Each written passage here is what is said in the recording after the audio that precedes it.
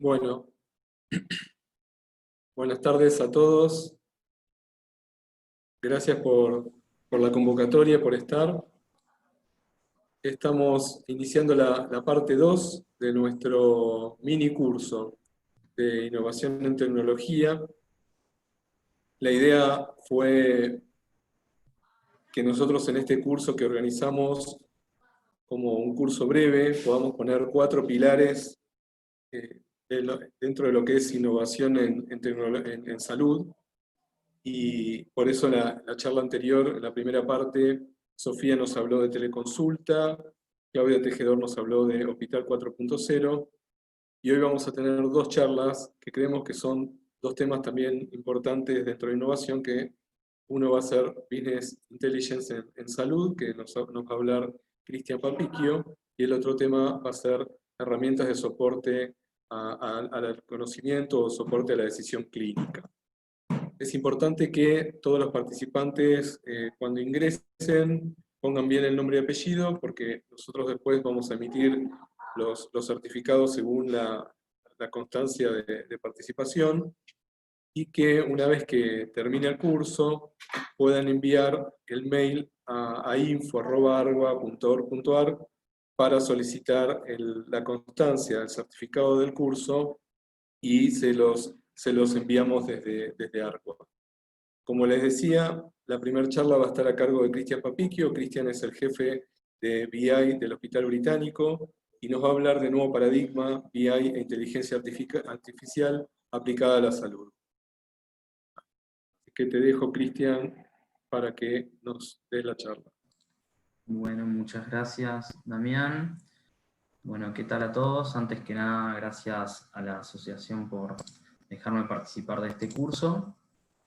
Yo soy ingeniero en informática, no soy médico, así que se me va a poner difícil con algunas palabras médicas que capaz que no tiene sentido lo que digo, pero sepan que es porque vengo del lado de la tecnología.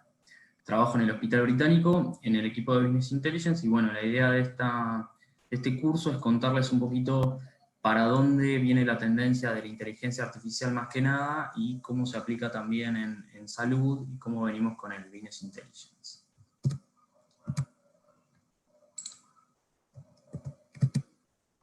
Bueno, vamos a ver la agenda que más o menos vamos a manejar hoy. Es tratar de entender un poquito qué es la inteligencia artificial hoy, o sea, qué significa hoy la inteligencia artificial, cuáles son los tipos de inteligencia artificial, las categorías que se están viendo hoy, como el machine learning, deep learning, el procesamiento del lenguaje, qué soluciones y qué aplicaciones hoy nos da la inteligencia artificial, o sea, para qué se aplica, cuáles son los nuevos roles y el nuevo proceso de trabajo que empieza a surgir, que trae aparejado algo que aparece muchas veces en los diarios, es, che, los nuevos roles que se requieren de acá a 10 años. Bueno, tiene todo que ver con la inteligencia artificial, y podemos ver un poquito cómo se relaciona con el mundo del Business Intelligence. Bueno, en general, cuando hablamos de inteligencia artificial, creo que nos pasa a casi todos, de que nos imaginamos robots. Uno tiene una idea de que la inteligencia artificial es un robot, es un Terminator, es Robocop, que imita la forma humana, o muy similar, y que viene a hacer algo por nosotros.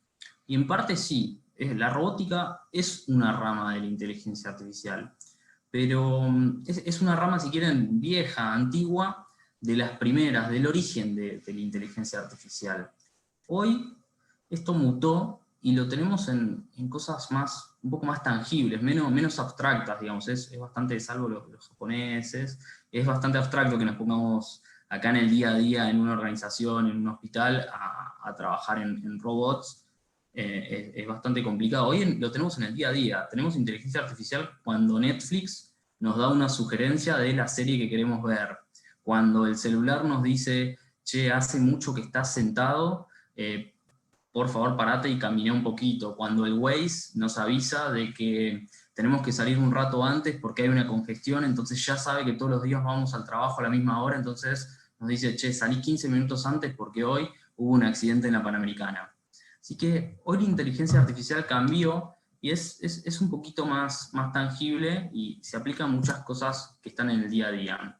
Acá hay una definición de lo que es la inteligencia artificial, que es una rama de las ciencias computacionales encargada de diseñar sistemas inteligentes, es decir, sistemas que exhiben características que se asocian con la inteligencia en el comportamiento humano, tales como entender el lenguaje, aprender, razonar, resolver problemas, etc. La realidad es que sistemas inteligentes, los sistemas no son inteligentes, inteligente a lo sumo es el que lo programa, el que lo diseña, el equipo de trabajo que se encarga de generar ese sistema. Los sistemas hacen lo que los seres humanos le decimos. Entonces, básicamente, ¿qué es la inteligencia artificial hoy en día? Son datos de las cientos de fuentes de datos que existen hoy en día, a los cuales le aplicamos algoritmos. Los algoritmos son recetas, como si fuesen recetas de cocina, pero basados principalmente en informática, en programación, en matemática y en estadística. O sea, son algoritmos matemáticos y estadísticos, a los cuales se los aplicamos a los datos para obtener un conocimiento y resolver un problema. O sea, básicamente es eso, son datos procesados a través de algoritmos para resolver un problema. No hay más, no hay que ir más allá de esto, digamos. Es como que dejemos de lado los robots y vengamos a lo que es la inteligencia artificial hoy en día. Bueno, como ya saben, hoy hay cientos de dispositivos que nos permiten obtener datos de los pacientes o de otras cosas. Por ejemplo, hoy con todo el tema de los wearables, de los relojes, los monitores, las mismas historias clínicas electrónicas, nos dan información que podemos tener de los pacientes, digamos, para aplicarlo a salud. Podemos tener información de diagnóstico por imágenes, de todos los equipos de rayos, podemos tener información en tiempo real de los pacientes, todas las historias clínicas. Eso es fundamental para ir nutriendo a la historia clínica. Hay tanta diversidad de información y está todo tan conectado hoy en día, el famoso Big Data, que disponemos de muchísimos datos para procesarlos y para obtener un resultado, un conocimiento y resolver un problema. Bueno, la inteligencia artificial hoy en día se compone de pastillitas. Estos son estos recuadros que ven acá. En general, cuando pensamos en inteligencia artificial, estamos diciendo como que es lo más oculto, lo más de bajo nivel del mundo. Y en realidad no, hay cosas más abajo que la inteligencia artificial. Hoy la inteligencia artificial está en un más alto nivel y básicamente intenta aprender cosas para resolver problemas y poder tomar decisiones.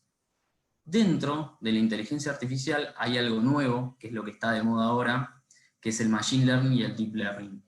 El Machine Learning lo vamos a ver más en detalle, pero básicamente son modelos estadísticos para predecir un valor o para clasificar. Y el Deep Learning es Machine Learning, pero más complejo, con mucha más, si quieren, mucha más estadística atrás, mucha más programación y enfocado principalmente a contenido multimedial, de imágenes y de sonidos. Lo importante de esta imagen, o lo que me gustaría que se lleven, es que piensen que la inteligencia artificial es un globo grande y adentro hay muchas cosas. Y hoy en día, lo que es Machine Learning y Deep Learning son de las más importantes porque es lo que se está usando y lo que se viene para todas las organizaciones. Vamos a ampliar un poquito el concepto de estos submódulos que tiene. El Machine Learning son algoritmos que generalmente se llaman modelos, siempre van a escuchar hablar de un modelo de Machine Learning, un modelo de aprendizaje automático, que toman datos y básicamente hacen dos cosas. Clasifican, digamos, o etiquetan, o predicen un valor.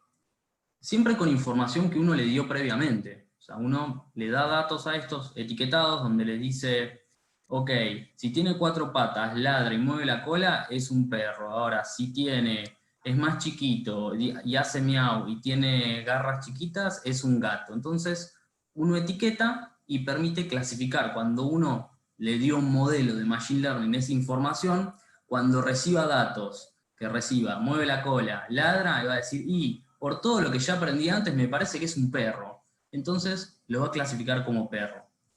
Y también se usan estos modelos de Machine Learning para predecir un valor. Un valor que puede ser cuántos pacientes van a venir el próximo mes al hospital, cuántos van a venir mañana, cuál va a ser la tasa de infección de COVID, ¿qué tan probable es que venga un paciente con determinada patología o en cuánto tiempo va a volver a venir un paciente con determinada patología? Entonces, el Machine Learning hace dos cosas: toma datos y los clasifica, o predice un valor. Para predecir un valor se usan técnicas de regresión, etcétera, digamos, estadística un poquito más avanzada. El Deep Learning. El Deep Learning es, dentro del Machine Learning, un módulo más avanzado que lo que trata de hacer es emular el comportamiento humano, las famosas estas redes neuronales. Se usa más que nada en imágenes, en sonido, en voz, lo tenemos en Siri, en el celular, cuando tratamos de darle datos hablados, que los interprete y los procese. Básicamente, emula el comportamiento humano. Por ejemplo, si tenemos imágenes de un gato, lo primero que va a hacer un modelo de Deep Learning es analizar todos los píxeles y ver cuáles son blancos y cuáles son de color. Una vez que determina cuáles son blancos y cuáles son de color, le trata de dar un contorno a esa imagen. Una vez que le da ese contorno a la imagen, trata de agrupar, por ejemplo, en óvalos la cabeza, en óvalo en cuerpo, en óvalo la pata. Entonces, trata como en niveles, de un nivel más, si quieren, más simple a un nivel más complejo, ir aprendiendo del nivel anterior. O sea, aprendió primero del contorno, aprendió después del contorno, le dio más forma, después lo agrupó en circulitos y fue construyendo la forma de un gato. Ahora, cuando tiene eso resuelto, lo compara con un montón de fotos que yo le pasé antes y dice, ah, ok, es un gato. Entonces, se usa más que nada para eso. Pero no hay tanto misterio, si bien todas estas cosas son muy complicadas de hacer, no es más que eso. O sea, quizás se resuelven difícil, pero resuelven problemas simples. Dentro de Machine Learning hay otra característica súper potente, que es el procesamiento del lenguaje natural, es el NLP o NPL, según la bibliografía donde lo busquen, que es el procesamiento de texto, puede ser audio también, pero digamos de un texto, y a partir de ello obtener información. O sea, por ejemplo, se puede obtener información de si un comentario, si tenemos un comentario en una web, si el comentario fue ofensivo o no.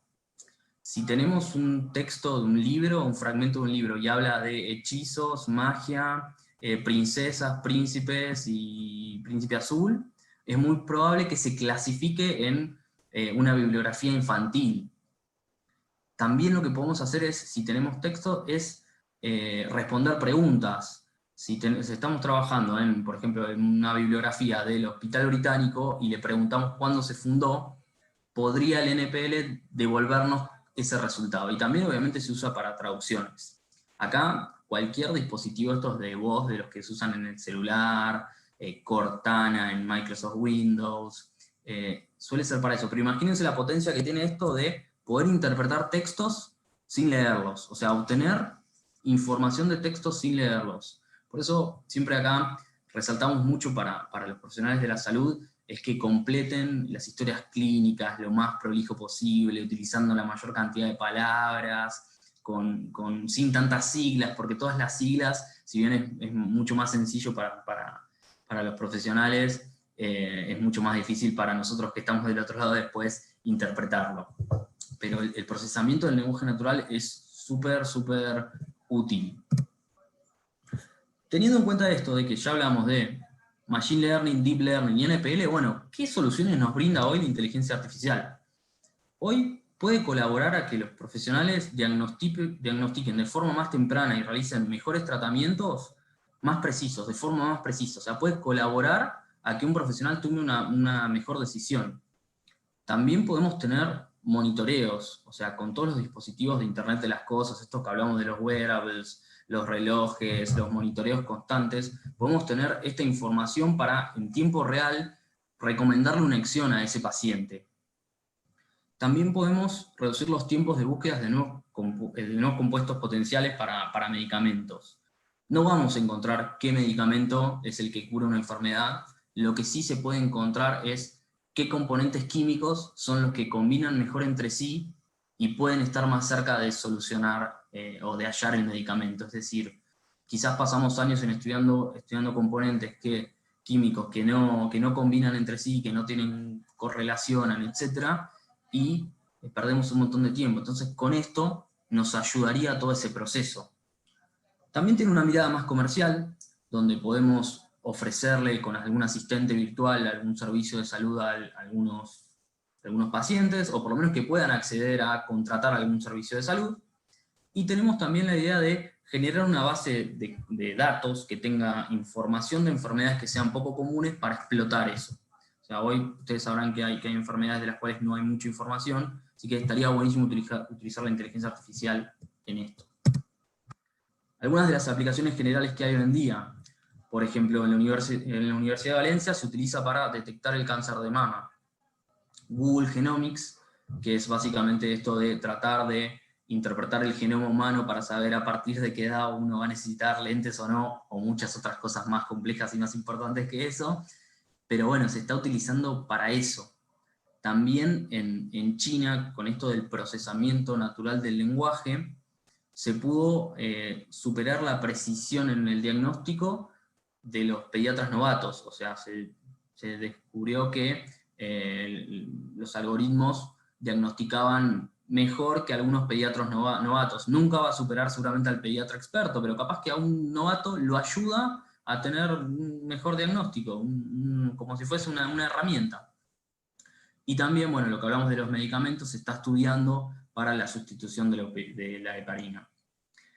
IBM Watson es un software de inteligencia artificial de IBM muy grande, que tiene mucha inversión encima, y básicamente es el producto de inteligencia artificial que vende la informática de IBM, que se está utilizando para detectar el cáncer. Algunas aplicaciones de las que estamos trabajando en el Hospital Británico. Por ejemplo, estamos tratando de identificar el volumen para infartos, para las difusiones de los infartos cerebrales, evitando estos artificios, aquellas zonas que se prenden y no son los verdaderos focos de infarto. Bueno, estamos trabajando en eso, tiene mucha dificultad toda la parte de identificar los artificios y descartarlos. También se está trabajando en la interpretación de placas de rayos, para que cuando uno tenga una imagen de los rayos, puede identificar cuáles son las zonas de interés de estas placas. También a contrarreloj trabajamos en la predicción de pacientes COVID, si ven acá hay un grafiquito más o menos de, creo que la línea roja era los pacientes reales y la de abajo era cuánto estimábamos, para poder identificar cuántos pacientes iban a venir, cuándo nos íbamos a quedar sin stock, cómo se iban a manejar esas camas. Así que para todas estas aplicaciones se utilizaron técnicas de inteligencia artificial, de machine learning más que nada, de deep learning se está trabajando en la parte de imágenes. ¿Cómo es el proceso de trabajo de los que trabajamos en este sector? Siempre tiene que haber un problema claro, con un objetivo y una necesidad para resolver. Tenemos que tener los datos de estas múltiples fuentes que les comenté, y acá hay, si quieren, 3 globitos que son procesar, refinar y modelar, donde procesar y refinar tienen que ver con todo lo que nosotros hacemos para limpiar los datos, para que los datos queden bien y puedan ser utilizados por un modelo. Estos modelos son, si quieren, hoy gracias a la programación tenemos como cajas que es bastante fácil usarlos si uno los alimenta con los datos súper lindos y súper correctos y súper relacionados entre sí. Y después se presentarán los resultados. Pero créanme que el 80-90% del trabajo está en la parte del procesamiento y refinamiento de datos para aplicarlos a un modelo. Cuando se aplican a un modelo, seguramente el modelo no funcione bien, no sea lo suficientemente preciso, entonces hay que reajustar toda la parte del proceso de los datos. ¿Cómo funciona así rápidamente esta parte? Si yo, por ejemplo, tengo 1000 datos en un modelo de Machine Learning, tengo 1000 datos, a mi modelo de Machine Learning le voy a dar 1000 datos, 1000 registros donde digo si es gato o perro. Yo a esos registros le voy a dar 600, y el modelo aprende con esos 600 registros. Sabe si es gato o perro. Ok, y después le doy 400 registros, pero no le digo el resultado. Yo lo sé, pero no se lo digo. Entonces que pruebe sobre esos 400 registros. Si estuvo acertado, va a tener mejor precisión, y si no va a ser tan bueno el modelo, y seguramente se requiera mayor cantidad de datos o mejor calidad de datos. Los nuevos roles que surgen con la inteligencia artificial. A mí muchas veces me preguntan, ¿de qué trabajás? Y yo le digo, trabajo en Business Intelligence, y ¿viste? Se me quedan mirando como diciendo, ¿y qué sos? Bueno, hoy hay nuevos roles como los ingenieros de datos, los analistas, los estadísticos, los científicos de datos, que son estas personas que arman estos modelos, desarrolladores que contribuyen a armar los modelos, y alguien encargado de la experiencia de los usuarios, porque si construimos un sistema que te diagnostica los infartos cerebrales, pero no lo puede usar nadie porque es poco amigable, no va a servir por más que resuelva el problema. Todos estos roles no tienen que ser personas de tecnología. Científicos de datos hay sociólogos, biólogos, licenciados en economía, contadores. Son roles que requieren de, por ejemplo, nosotros vamos a requerir mucho apoyo de nuestro equipo en el Hospital de Informática en Salud, por todo el conocimiento médico que ellos tienen para incorporarlo a estos modelos de Machine Learning. Digamos, el conocimiento del expertise en la materia del tema sobre el cual se está trabajando se requiere, así que es buenísimo si un científico de datos, si un desarrollador es un médico, como estamos trabajando en la parte de los infartos, nos está apoyando un médico de diagnóstico por imágenes, por suerte sabe mucho. Y bueno, ahora les cuento un poquito qué es el Business Intelligence, cómo se relaciona con todo esto. El Business Intelligence básicamente es una capa anterior a la inteligencia artificial, más enfocado en la transformación de los datos para tomar decisiones, pero tiene un enfoque un poquito más comercial, donde uno toma datos y toma esos datos para tomar alguna decisión comercial, que podría ser, por ejemplo, ¿nos conviene abrir un centro médico acá o no? ¿Nos conviene cambiar la distribución de los consultorios o no? En función del tiempo que pasan los pacientes y la cantidad de pacientes que llegan a los consultorios.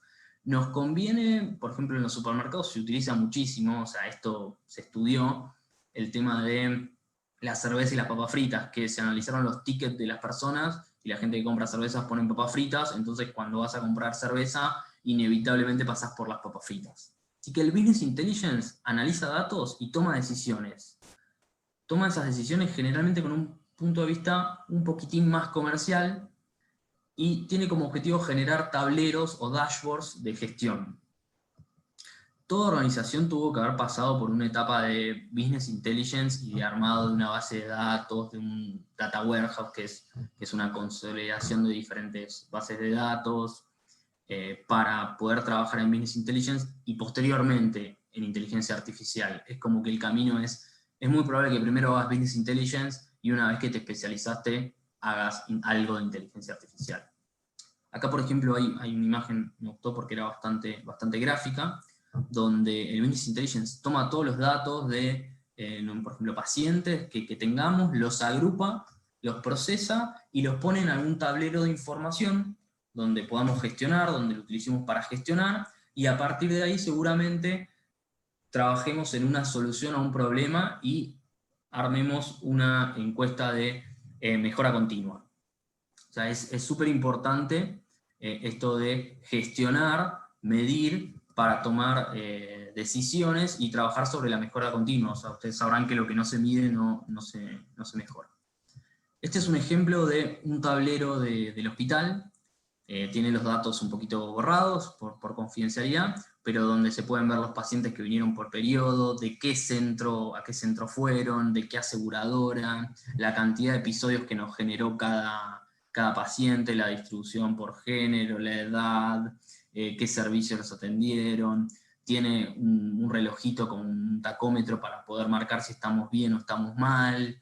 Nos permitía, también hay un botoncito para ubicarlos geográficamente de dónde vienen estos pacientes. Entonces, esto es Business Intelligence, se usa para gestionar y para tomar decisiones. El futuro de la inteligencia artificial es la nueva electricidad, o sea, acá hay un par de frases. La realidad es que sí, la inteligencia artificial hoy viene con todo, hoy son las figuritas, los profesionales son las figuritas difíciles del mercado.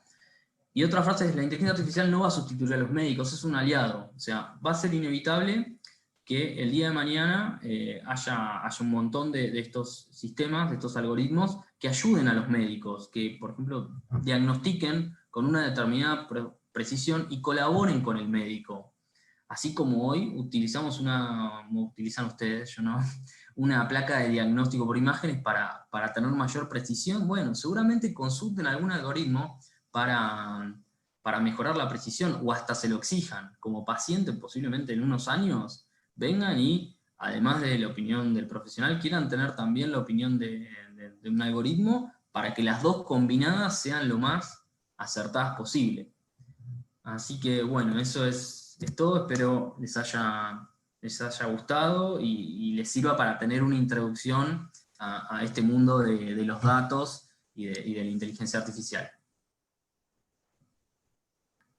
Muchas gracias, Cris. Excelente charla. ¿Tenemos alguna pregunta para Cristian?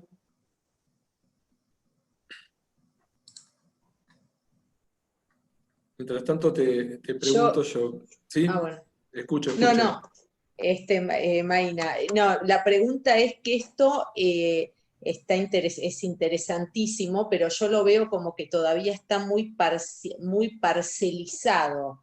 Es decir, ¿cómo hacemos para universalizarlo o nacionalizarlo? Es decir, para que no sea solo de una institución, sino que sea tomado por un programa nacional de salud de o una provincia o de un país o de digamos, un sistema de salud integral.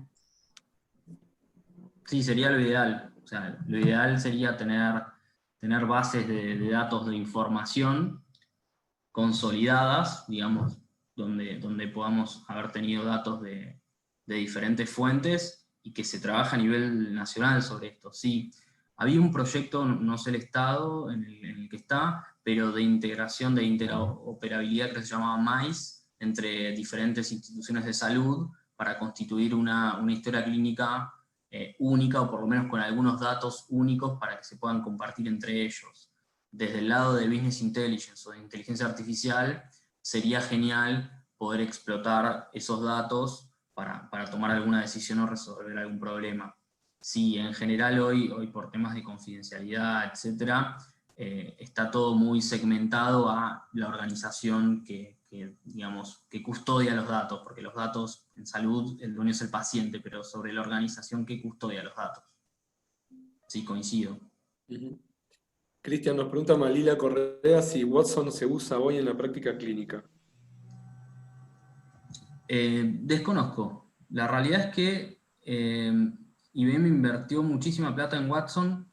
En el hospital vinieron a hacer una demo, así que calculo que se está usando. Vinieron a hacer una demo en La Guardia, en lo que es el triage, para poder ver si un paciente requería venir o no. Así que seguramente hay organizaciones que ya lo hayan implementado en alguna parte del mundo. En Argentina no conozco ninguna. Después nos pregunta Cecilia Snall si no es demasiado dinámico el proceso como para estar al día. No, bueno, ahí justamente se habla de aprendizaje automático. En general, a medida que los datos digamos, que van llegando nuevas fuentes de información, seguramente haya que hacer ajustes, pero nuestros modelos, los modelos que se construyan, se irán perfeccionando. Si te referías más que nada, si tu pregunta iba más que nada direccionada a la parte de hay tantos datos y hay tanta variación en los datos, que seguramente ajustes haya que ir haciendo, pero entre más datos tengamos y más limpios sean, mucho mejor, va a contribuir a que un modelo performe mejor. Yo preguntaba, refiriéndome a esto que decía Maina, de una cosa más nacionalizada, y que vos tengas datos que son locales en un lugar, y cómo haces para que todo eso que se va aportando a esa base va a ir cambiando. O sea, yo entiendo que vos tenés el algoritmo que va procesando los datos, pero ¿cómo haces para ayornar los datos del Chaco, de Neuquén? Bueno, me cuesta incorporar esa multiplicidad de variaciones que pueden ir apareciendo. Bueno, a ver, entro un poquito más en detalle. Cuando construís un modelo de estos, seguramente, por ejemplo, la precedencia de la persona donde vive o las características de esa persona sean una variable que pesen en tu diseño. O sea, no va a ser lo mismo si, por ejemplo, estamos analizando cráneos cerebrales de África que de Argentina. O sea, por el tamaño va a haber, seguramente o sean dos modelos distintos o los tengas que llevar a una estandarización. Pero esa propiedad de la dimensión del cráneo va a ser una variable que vos tengas que trabajar en esas etapas que conté antes del preprocesamiento de datos, lo vas a tener que tener en cuenta. Acá si lo dividís a nivel de provincia o a nivel de región geográfica o donde ciertas enfermedades quizás son más habituales, tu modelo debería tenerlo en cuenta. O sea, deberías tener como si fuese una columna en un Excel, o varias o cientos de columnas que te permitan identificar esos criterios de tiene estas condiciones y esas condiciones seguro correlacionan. Muchísimas gracias, Cristian. Un aplauso, un abrazo. Muchas gracias a todos. Por favor.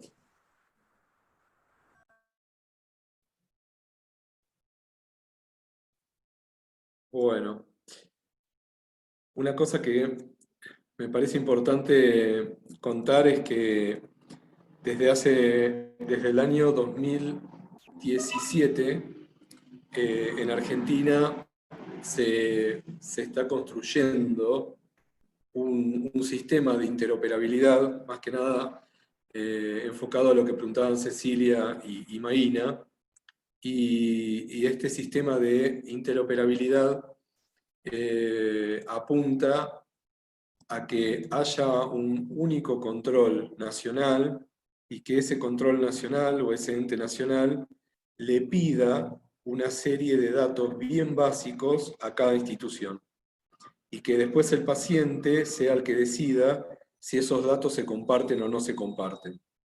Obvio que la realidad del país es muy diferente en cada región. Hay municipios que están y provincias que están muy avanzados y otros que no, pero una vez que pueda homogeneizarse de alguna manera esto, se va a comenzar con una etapa nueva de lo que va a ser compartir datos. Probablemente y lo bueno es que cuando cambió el gobierno siguió con el mismo proyecto, con algunas variantes, pero siguió con el mismo proyecto, entonces este es un proyecto que continúa avanzando. Y, por ejemplo, la aplicación Mi Argentina probablemente sea la aplicación en la que el paciente pueda tener todos sus datos clínicos ahí y todos los sistemas de salud, tanto privados como públicos, tengan que enviar una serie de datos a esa aplicación Mi Argentina y el paciente dar el consentimiento de compartir o no compartir sus datos. Así que bueno, para continuar con el programa, vamos a arrancar con la segunda parte, que es de herramientas de soporte a la decisión clínica. Antes que nada, les quería recordar a todos que es importante que en el chat puedan, al entrar, poner el nombre y apellido. Si alguno está sin nombre y apellido, por favor le pido, porque hay algunos que vi que dicen iPhone, no sé, Ana, que salgan y vuelvan a entrar con el nombre y apellido para que nosotros podamos tener un control para las asistencias. Y una vez finalizado el curso, puedan enviar a este mail, a info@arba.org.ar, el pedido del certificado y Arba les devuelve, les envía el certificado del curso completo. Vamos a hablar unos minutos de herramientas de soporte a la decisión clínica, y antes que nada, les quería más que nada mostrar estos tres situaciones o tres casos clínicos que podemos tener en la vida cotidiana. Son tres situaciones que quizás aumentan un poquito en complejidad. Este es el primer paciente, que la doctora le dice a su paciente: esto es solo una alergia, usted es una persona muy sana, va a estar bien. En el segundo caso, el médico le pregunta, le dice: un gusto conocerlo, ¿cómo puedo ayudarlo?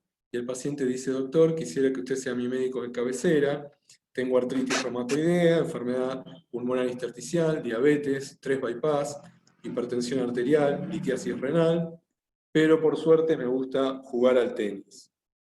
Y un caso 3, cualquier coincidencia con la realidad es pura coincidencia. dice, doctor, usted es mi última esperanza, vi 8 médicos y nadie sabe lo que tengo.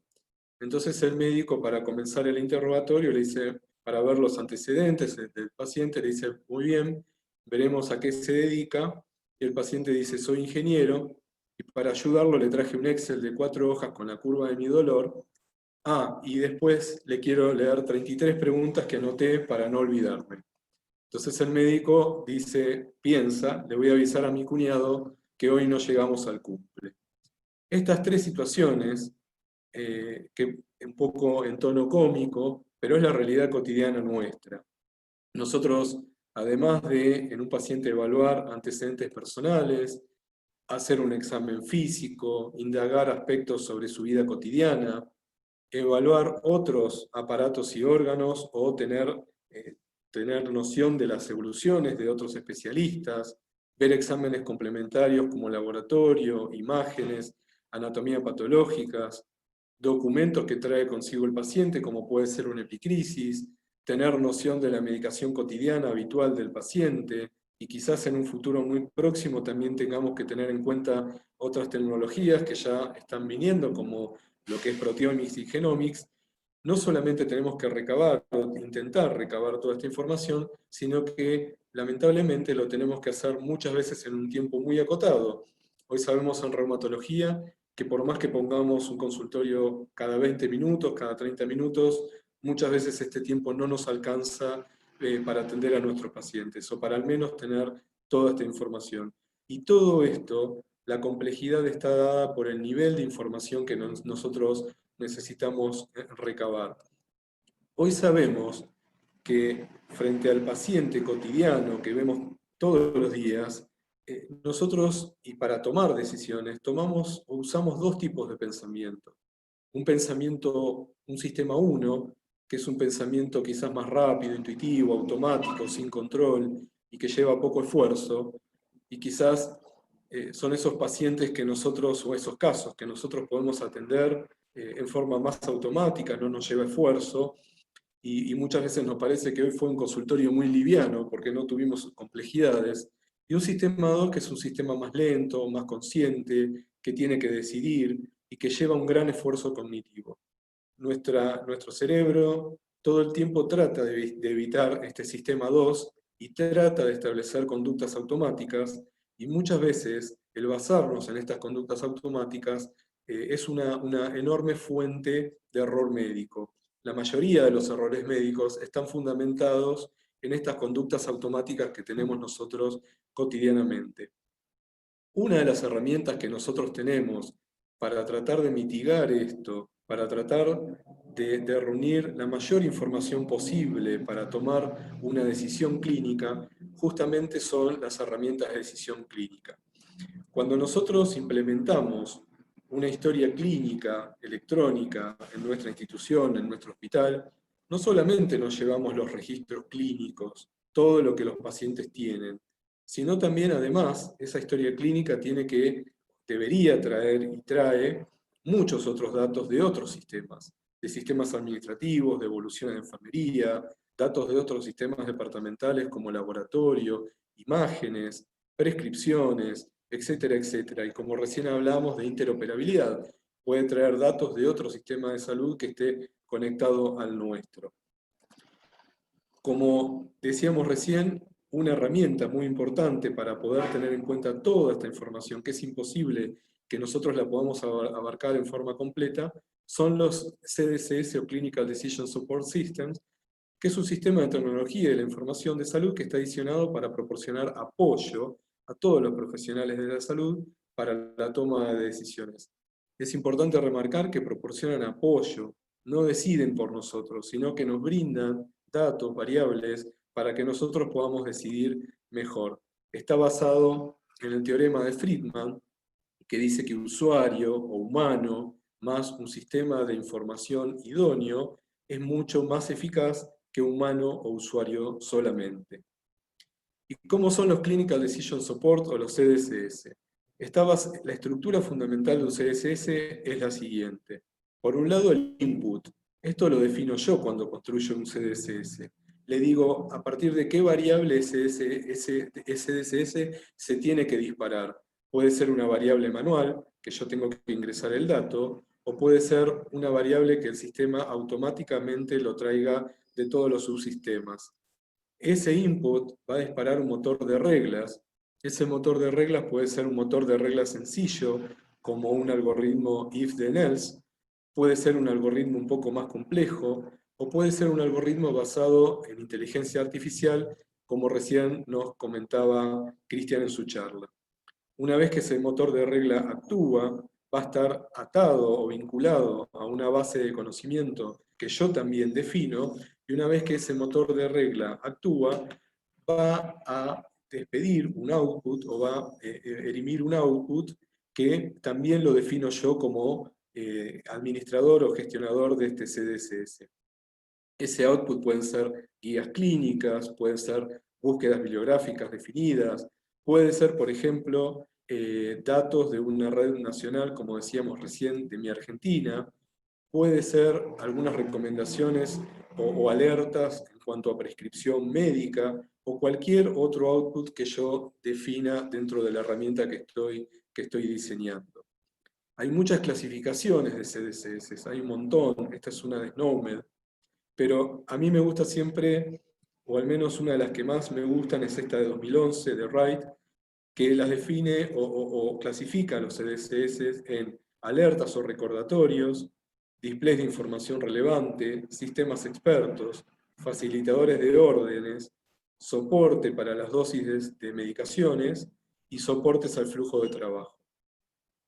Por un tema de tiempo, voy a estar solamente refiriéndome a estos tres primeros: alertas y recordatorios, displays de información relevante y sistemas de expertos. Fíjense las alertas. Las alertas es el CDSS más sencillo para implementar, porque el motor de reglas es sencillo. Me dice que frente a un determinado evento, un evento, y cuando existe una condición clínica, ese motor de reglas tiene que tomar tal acción. Fíjense que nosotros estamos muy acostumbrados a interactuar con alertas. Cuando vamos a cerrar un archivo, aparece una alerta que nos dice si queremos guardar ese archivo, porque quizás no nos dimos cuenta y el archivo no estaba guardado. Y yo como usuario decido si no lo guardo, si lo cancelo o lo guardo. Un ejemplo sencillo puede ser cuando yo pido una radiografía, que aparezca una advertencia, una alerta que me recuerde que tengo que pensar en embarazo. Cuando voy a pedir, por ejemplo, una resonancia, pensar en marcapasos, implante coclear, embarazo, alergia al yodo, implantes metálicos. O, por ejemplo, cuando voy a hacer una orden clínica quirúrgica, no solo que me recuerde pensar en la profilaxis antitetánica, sino también que pueda disponer de un link que me lleve al protocolo para profilaxis antitetánica. Ahora, ¿qué pasa si cada acción que nosotros hacemos vamos poniendo una alerta? Corremos el riesgo de llenar nuestro sistema informático, nuestra historia clínica, de alertas. Y nos puede producir esto que hoy se sabe que afecta muchísimo, que es la fatiga de alertas en el sistema de salud, y que puede ser tan grave que, hasta como dice este artículo, la fatiga de alertas en la historia clínica puede llevar a que los médicos renuncien a sus trabajos, porque realmente el flujo de trabajo se hace muy engorroso. Para nosotros implementar alertas, tenemos que tener en cuenta que es importante considerar la cantidad de alertas que nosotros vamos a implementar, que no sean muchas, el contenido de la información. Yo no puedo poner una alerta que me traiga mucha información dentro de un pop-up, porque probablemente no la lea, no le dé importancia. El diseño y el nivel de prioridad. Es lo mismo una alerta que me está recordando pensar en embarazo cuando voy a pedir una radiografía, que una alerta que me dice que este paciente es alérgico a la medicación que yo estoy indicando. Es muy probable que esta alerta de medicación deba tener otro color, deba tener otro diseño, para que la pueda diferenciar entre alertas más serias que otras. Y muy importante el flujo de trabajo. Si yo estoy escribiendo en el nivel inferior izquierdo de mi computadora y la alerta me aparece en el nivel superior de derecho de mi pantalla y tengo que interrumpir lo que hago o tengo que cerrar una ventana para cerrar una alerta, realmente eso interrumpe el trabajo y después vuelvo a lo que estaba haciendo y probablemente no me acuerde en dónde había quedado. Entonces es muy importante para que no genere disconfort que las alertas no interrumpan el flujo de trabajo. ¿Qué pasa con display de información relevante? Ya es un CDSS un poquito más complejo, porque no es una sola variable, como dijimos antes en las alertas, sino que empieza a tomar valores, por ejemplo, de laboratorios, diagnósticos del paciente, datos de signos vitales, datos personales del paciente, factores de riesgo, entre otros, que yo como ideador de este CDSS puedo definir. Y dentro de este contexto clínico, yo defino, por ejemplo, las variables que si mi paciente tiene más de 30 años, tiene un determinado diagnóstico, tiene un determinado contexto clínico y tiene determinado antecedente familiar, como ejemplo, puedo disparar la acción que yo también voy a programar para este CDSS. Fíjense, este CDSS es sencillo. Yo estoy evolucionando un paciente y el sistema me alerta de que este paciente podría reunir criterios para enfermedad de Pompe. Conocemos lo que es Pompe, pero probablemente en la vida cotidiana es una enfermedad que no pensamos, y acá el sistema me está sugiriendo que a este paciente pida un dosaje de la enzima alfa-glucosidasa ácida para descartar o para confirmar un posible Pompe, y además me está trayendo información relevante, porque me está trayendo las recomendaciones del último consenso de tratamiento de Pompe tardío. En el 2018, el Hospital Británico presentó un proyecto en el evento SAP InnoWeeks en Brasil, y obtuvimos un premio a la integración junto con Aceros de Guatemala. Y fíjense lo que propusimos. Diseñamos que en una sola pantalla nosotros podamos tener toda la información relevante para un paciente con artritis reumatoidea. Fíjense arriba que tengo los datos filiatorios, los datos de la aseguradora del paciente. A la izquierda tengo todos los diagnósticos crónicos, la medicación habitual, y que el sistema de entrada me está alertando que hay algunas medicaciones que no son compatibles o que tienen alguna interacción, un homúnculo para poder registrar la actividad inflamatoria de mi paciente y que en el momento veo el resultado. Los datos pueden ser cargados manualmente o directamente puede traer los valores del laboratorio que el paciente realizó. Algunos botones para traer más datos que yo puedo necesitar, como laboratorio, imágenes, documentos, evoluciones y órdenes clínicas anteriores. Todo el historial de actividad inflamatoria del paciente, y un último cuadro que yo puedo evolucionar con lectura inteligente, que cuando evoluciono, por ejemplo, en este caso, que dice ibuprofeno, ya el sistema me pregunta si esta droga que acabo de escribir la quiero incorporar o no a la medicación habitual del paciente, y si doy OK, la incorpora en la medicación habitual y también puede avisarme de alguna interacción. Y cuando esto termina, el paciente recibe por mail o en un formato PDF que nosotros podemos darle al paciente en una impresión, con un informe para el paciente, con todas con el diagnóstico de la enfermedad, cómo es el médico, el seguimiento actual y el médico que que sigue el paciente, con todo el historial de la actividad inflamatoria, las indicaciones médicas, cuándo es el próximo control, pautas de alarma y información para el paciente que yo puedo traer de bibliografía. Fíjense que en una herramienta quizás muy sencilla, yo puedo tener muchos elementos a mano para poder controlar una artritis reumatoidea, como en este caso. Por último, algunos tips, algunas ayudas para implementar un CDSS. Primero las 5 reglas de oro. Cuando voy a implementar un CDS es muy importante que la información sea correcta y que sea la persona correcta. No sirve de nada, por ejemplo, una alerta que me diga DAS 28.6.2 cuando lo está alertando, por ejemplo, a un cardiólogo. Probablemente el cardiólogo no sepa qué hacer con eso. Como dijimos también para las alertas, que el formato sea correcto, que la vía sea correcta. Por ejemplo, si yo estoy armando un CDSS para un monitoreo de diabetes, ¿es correcto que si un paciente tiene un registro muy alto de glucemia, la alerta salga en el portal del paciente y solo sea vista cuando el paciente se mete en su portal, o debería llegar quizá por WhatsApp al paciente alertándose que tiene que dirigirse a la guardia. Y por último, que sea en el momento correcto del flujo de trabajo.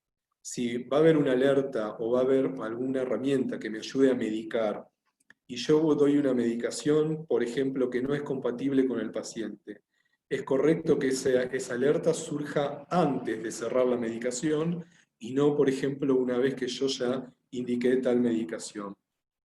Por otro lado, cada institución tiene que pensar si va a desarrollar un CDCS o el que esté necesitando, o por ejemplo lo va a adquirir. Hoy en el comercio tenemos un montón de herramientas como este Vademecum que puede ser implementado como Clinical Decision Support, y yo tengo que poner en la balanza si me conviene comprarlo o me conviene desarrollarlo. Algo muy importante es la terminología. Hoy todos tenemos que hablar el mismo lenguaje. Hoy Argentina ha adoptado a SNOMED-CT como el vocabulario global para terminología médica. Este vocabulario está relacionado no solo con diagnósticos, sino también con procedimientos, prácticas y medicaciones.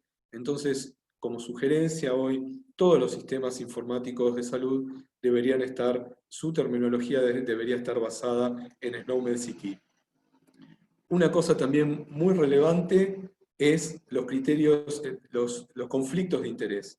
Puede haber un grupo médico que quiere más alertas, puede haber un médico que llame y dice necesito tal y tal alerta, y otro grupo médico que cree que hay muchas alertas en la historia clínica. O por ejemplo el jefe de clínica cree que hay que implementar un protocolo para screening de cáncer de próstata, pero el jefe de urología cree que ese screening realmente no mejoró la supervivencia del cáncer de próstata, entonces no está de acuerdo. Entonces muchas veces se generan muchos conflictos de interés en virtud de esto, y por eso es muy importante que en cada institución exista lo que se llama un comité de gobernanza. El comité de gobernanza, cuanto más amplio, más interdisciplinario, mejor, cuanto sean representadas más áreas de la institución, y este comité de gobernanza es quien debe decidir cada Clinical Decision Support que se implementa en la historia clínica. Hay guías, por ejemplo, esta guía de la OMS es una guía muy práctica que clasifica en dónde nosotros podemos intervenir, por ejemplo, en relación con clientes o pacientes, en relación a proveedores de salud, en relación a administradores del sistema de salud, a los data services, y como ejemplo les traigo este que dice que, por ejemplo, un médico tiene una baja adherencia a guías clínicas. Supongamos un reumatólogo que no sigue las guías de la Sociedad Argentina de Reumatología de tratamiento de AR. Entonces, como acción, me dice que puedo ofrecer indicadores y alertas basadas en el protocolo que defino, que puedo proveer también un checklist para este servicio de reumatología, cuando estén tratando pacientes con AR. Por ejemplo, puedo proveer comunicación o un feedback de performance. Supongamos me llega a mí un informe que en la última semana vi 4 pacientes con AR y no le indiqué metrotexato. O por ejemplo, una actividad programada dentro de mi agenda, que cuando un paciente en 2 meses no se realizó un DAS28, a mí cuando abro mi agenda me ofrezca a ese paciente hacer un DAS28. Es importante, y con esto ya voy terminando, que tengamos en cuenta a HIMSS. HIMSS es una entidad sin fines de lucro, una entidad internacional, que provee 7 niveles de acreditación, del 0 al 7, 8 niveles, del 0 al 7, y dentro de cada uno de estos niveles de acreditación nos da una guía muy clara de ir implementando CDCS cada vez con mayor complejidad dentro de nuestra institución. Y por último, más que nada para todos los médicos que estamos presentes, es importante que nosotros a las asociaciones médicas, a las sociedades médicas, además de pedirle que publiquen las guías, los protocolos de diagnóstico y tratamiento de determinadas enfermedades, también tenemos que empezar a pedirles que publiquen las especificaciones lógicas de las herramientas de soporte al conocimiento. O sea, no solamente la guía de lupus, por ejemplo, en la que yo puedo ir a leer que los criterios para definir a un paciente con lupus son tales, sino que publiquen las especificaciones lógicas para que yo pueda meterlas, esas especificaciones, insertarlas en mi historia clínica, y cuando un paciente reúne criterios de lupus, ya el sistema me lo puede alertar. Como ejemplo, fíjense que el CDC hace años ya que, además de tener publicado todo el esquema de inmunización, también tiene publicado la especificación lógica para un CDCS de inmunización. No solo la especificación lógica, sino que también publica todos los datos de soporte para este CDS, y también publica ambientes de prueba para que una vez que nosotros implementemos este CDCS podamos probar que funciona bien. Y terminando, les muestro un video que dura 2 minutos, que es la promoción de este CDCS de parte del CDC.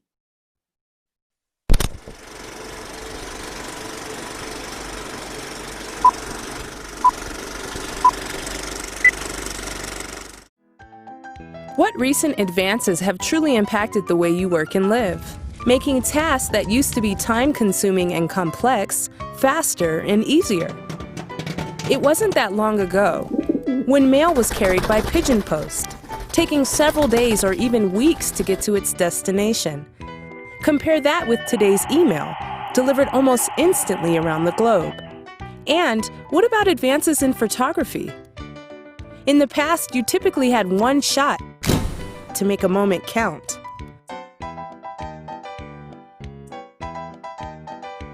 Fiddlesticks. Now, with digital photography, you blinked. Okay, I got it. The perfect pic is just a click away. Times have sure changed, but what about the field of immunization? Are you aware of the advances in technology that can make your job easier? Clinical Decision Support for Immunization, or CDSI, provides those technological advances through the creation of 3 resources: logic specification, supporting data, and test cases. CDSI resources help save time by translating the Advisory Committee on Immunization Practices' clinical recommendations into technical logic. That will make the daunting task of updating your clinical decision support engine a lot easier to swallow. The logic specification describes the functionality needed to evaluate and forecast based on a patient's immunization history. The supporting data are structured representations of ACIP recommendations. And the test cases validate the recommendations delivered by CDS engines. These CDSI resources facilitate consistent implementation across a variety of CDS engines, accommodate new and changing ACIP recommendations, and simplify the process of evaluation and forecasting. Bottom line, CDSI resources are designed to make your job easier, quicker, and more efficient, which in turn helps ensure patients receive the right immunization at the right time. So what are you waiting for? Head to the CDSI website to learn more. Lo importante es que les quería dejar el mensaje que, por ejemplo, el CDC hace ya varios años que publica estas especificaciones y casos de prueba y datos de soporte para la implementación de herramientas de datos del conocimiento, y no solamente las guías prácticas. Así que bueno, eso es todo, amigos. Acá me pregunta Malila si estamos usando esta página de la práctica diaria. ¿A qué página te referís, Mali? Hola, ¿me escuchás? Ahí te escucho perfecto. La que mostraste que tenía todo, el seguimiento al paciente, el DAS28 y la curva que se armaba, los laboratorios, que te saltaba el link si una medicación estaba molestando con otra, con interacciones. Sí. Eso es un proyecto que presentamos y recién estamos ya está construido la primer parte de ese proyecto, que es el score de clinimetría, y que justo mañana a las 9 de la mañana tengo que probar, y que si anda bien ya lo podemos poner en productivo. y que después, a medida que pasa el tiempo, le vamos a ir incorporando complejidad. Pero más que nada se presentó como un proyecto y para que lo tengamos como un modelo, porque me parece que puede servir para todos, ¿no? Damián, una pregunta. Vos mencionaste sistema experto. Sí. Yo me acuerdo hace muchos años, desde la facultad, habíamos iniciado un proyecto que era un sistema experto para diagnóstico de Chagas y de fiebre hemorrágica argentina. Te estoy hablando mi último año de facultad, así que hace un montón. Y era, lo que me acuerdo es que era un sistema dicotómico, o sea, vos hacías como una serie de preguntas en un orden, entonces era por sí o no, y eso te iba llevando a una rama o a otra. Vos lo mencionaste ahí recién dentro de los programas, ¿se refiere a lo mismo o es otro sistema? Sistemas expertos, viste que cuando yo te mostraba los motores de reglas, esto Sí. que vos me estás contando es un if then else, ¿no? Si es 1, entonces tal cosa, si es 2, tal otra, y después se va abriendo todo un árbol, un algoritmo. El sistema experto, a medida que yo le voy agregando variables y complejidad a este motor de reglas, se va transformando en un sistema experto. Porque pueden pasar dos cosas, que ya la complejidad de este algoritmo sea muy grande y realmente es un sistema que a mí me trae muchas variables en mi práctica cotidiana y que me puede ayudar, o que, como hablaba antes Cristian, que esté basado en inteligencia artificial. Entonces, aprenda de nuestras acciones cotidianas, si va tomando datos de lo que hacemos todos los reumatólogos cotidianamente en nuestro consultorio, probablemente cuando entre el próximo paciente y reúna esas condiciones, ya directamente, aunque no lo programé, me va a decir o me va a sugerir que tome tal acción basado en lo que aprendió. Digamos, eso es lo que se define en sistemas expertos. Gracias. Así que, bueno, si no hay más preguntas, les agradezco muchísimo a todos la concurrencia. Después, como les decía, envíen el mail, así les podemos enviar el certificado de asistencia. Y muy feliz año para todos. Muy buen año, fin de año para todos. Bueno, felicitaciones, Damián, excelente. Sí. Nos Bueno, vemos. muchas Muchas gracias. Muy lindo. Muy lindo. Chao.